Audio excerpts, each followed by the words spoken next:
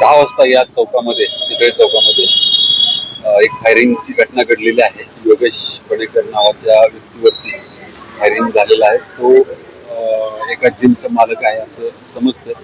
नेहमीचा त्याचा येण्या जाण्याचा हा रूट आहे. त्याच्यावरती पाळत ठेवून 4 लोकांनी या ठिकाणी अग्निशस्त्राचा वापर करून फायरिंग केलेलं आहे. त्याचबरोबर त्यांच्याकडे धारदार शस्त्र असल्याचं निष्पन्न झालेलं आहे. संबंधित जखमीला लगेचच दवाखान्यात नेलेलं होतं. तो सुस्थितीत आहे आणि त्याच्यावरती हॉस्पिटलमध्ये उपचार चालू आहेत. आरोपी कोण आहेत, त्यांची ओळख पटली का? आरोपींची ओळख पटलेली आहे. सध्या जे 4 आरोपी होते ते आम्ही विदिन एका तासामध्येच ताब्यात घेतलेले आहेत आणि त्यांची आता आम्ही चौकशी करणार आहोत. या ठिकाणी एकूण किती राऊंड फायर झाले? या ठिकाणी 3 राऊंड फायर झालेले आहेत. एकूण तब्येत कशी आहे त्याची? तब्येत आहे, उपचार चालू आहेत.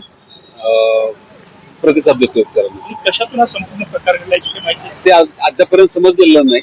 ते समजेल, समजलं की